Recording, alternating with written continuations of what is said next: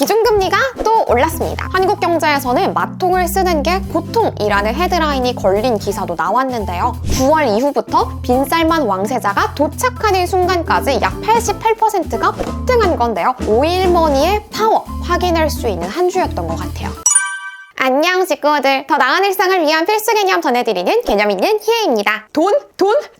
돈을 많이 벌고 싶어서 경제에 대한 관심을 가져야겠는데 경제 기사를 읽으려니까 잘 읽히지도 않고 습관이 잡혀있지 않아서 한두 번 읽더라도 놓치는 경우가 많잖아요. 그래서 한 주 동안에 이슈가 됐던 경제, 금융 기사들을 간단하게 모아드리겠습니다. 지난 한 주에도 경제 기사 우르르 쏟아졌습니다. 3가지 기사 준비했어요. 첫 번째 헤드라인, 기준금리 6연속 상승. 기준금리가 또 올랐습니다. 그런데 이번엔 좀 달랐어요. 큰 폭으로 올리던 기존의 흐름과는 다르게 0.25%포인트만 오른 건데요. 2022년 12월 첫째 주 기준으로 대한민국의 기준금리 이제는 3.25%가 됐습니다. 그렇다면 이번에는 왜 달랐는가? 첫째, 물가 상승률이 아직도 높습니다. 금리를 올리면 물가가 확 잡힐 줄 알았지만 그렇지 않고 있어요. 여전히 금리는 5%를 웃돌고 있는데요. 목표로 잡았던 2%까지 내려가려면 한참 멀었습니다. 그래서 정부는 아직도 금리를 올리긴 올려야 된다라고 본 것 같아요.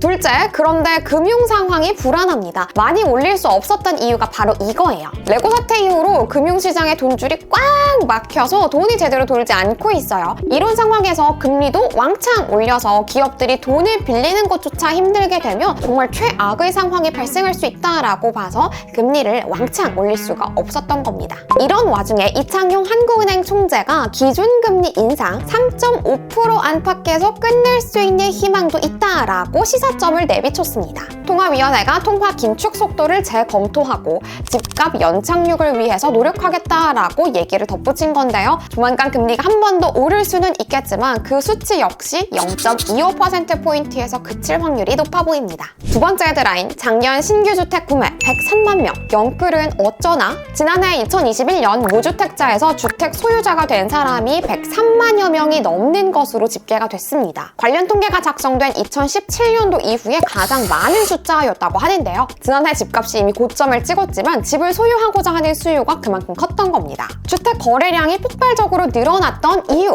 집값이 더 오를 것이다 라고 판단한 영끌족들 때문이었는데요. 그런데 올해 지난주에 쏟아진 기사만 보더라도 집값은 떨어지고 금리는 올라가고 있기 때문에 이 영끌족들의 부담 어마어마할 것으로 예상됩니다. 11월 마지막 주, 12월 첫째 주의 기사들만 모아봐도 은행의 변동금리, 대출금리 벌써 8%를 찍은 곳들이 꽤 많습니다. 한국 경제에서는 마통을 쓰는 게 고통이라는 헤드라인이 걸린 기사도 나왔는데요. 마이너스 통장을 포함한 신용대출의 금리 2014년 이후로 8년 만에 최고치를 찍은 거라고 합니다. 세 번째 헤드라인, 오일머니의 빛과 그림자. 11월 내내 미스터 에브리띵에 대한 기사들이 쏟아지고 있는데요. 11월 마지막 주, 12월 첫째 주 역시 마찬가지였습니다. 추정되는 재산만 2조 달러. 우리 돈으로는 약 2,700조 원이라는 어마어마한 재산을 가진 사람, 바로 무함마드 빈 살만 사우디아라비아 왕세자 겸 총리인데요. 지난 11월 17일에 방한을 해서 윤 대통령은 물론이고